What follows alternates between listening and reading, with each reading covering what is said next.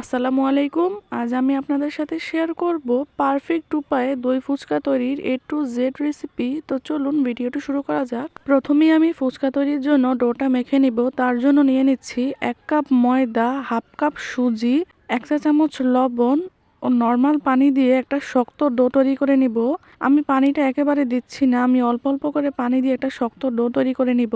ডোটা যদি একটু শক্তভাবে তৈরি করা যায় তাহলে ফুচকাগুলো মুচমুচে হবে, তাই ডোটা একটু শক্তভাবেই তৈরি করে নেবেন। ডোটা তৈরি করা হয়ে গিয়েছে, এবার এটাকে ঢেকে একটা সাইডে রেখে দিব যাতে ডোটা একটু সেট হয়ে যায়।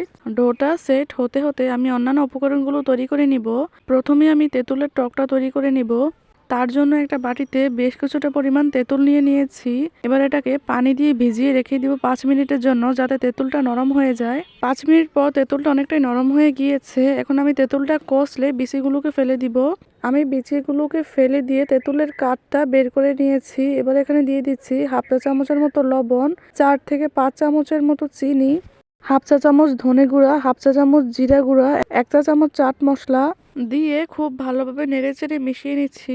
মিশিয়ে নেওয়া হয়ে গেলেই আমার তেঁতুলের টক তৈরি। এবার দই ফুচকার দইটা তৈরি করে নিব। তার জন্য নিয়ে নিয়েছি হাফ কাপের মতো দই।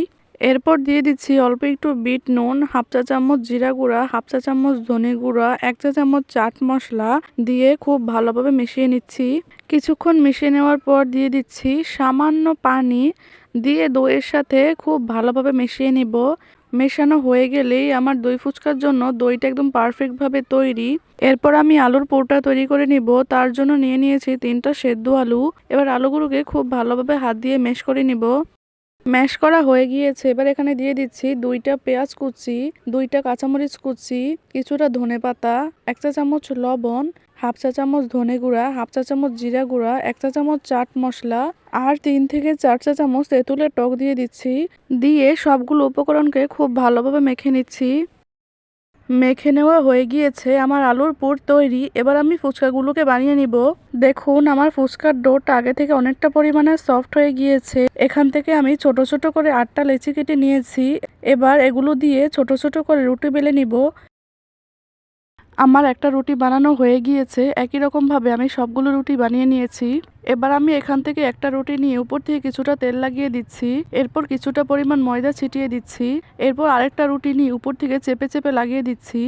এক পাশ থেকে চেপে চেপে লাগানোর পর অপর পাশ থেকেও আমি চেপে চেপে লাগিয়ে দিচ্ছি যাতে খুলে না যায়। এরপর উপর থেকে কিছুটা ময়দা ছিটিয়ে দিয়ে আমি রুটিটাকে বেলে নিচ্ছি। এভাবে 2টা রুটিকে একসাথে জুড়িয়ে দিয়ে বানানো হলে ফুচকাগুলো একদম ফুলকো ফুলকো হবে, একটা ফুচকাও নষ্ট হবে না। আর রুটিটাকে যতটা সম্ভব পাতলা করে বানাতে হবে, এতেও ফুচকাগুলো খুবই ফুলকো ফুলকো হবে। আমার রুটিটা বানানো হয়ে গিয়েছে, আমি আপনাদেরকে দেখিয়ে দিচ্ছি আমি কতটা পাতলা করে বানিয়ে নিয়েছি। এবার আমি একটা ফুচকা কাঁটা দিয়ে ফুচকাগুলোকে কেটে নিব।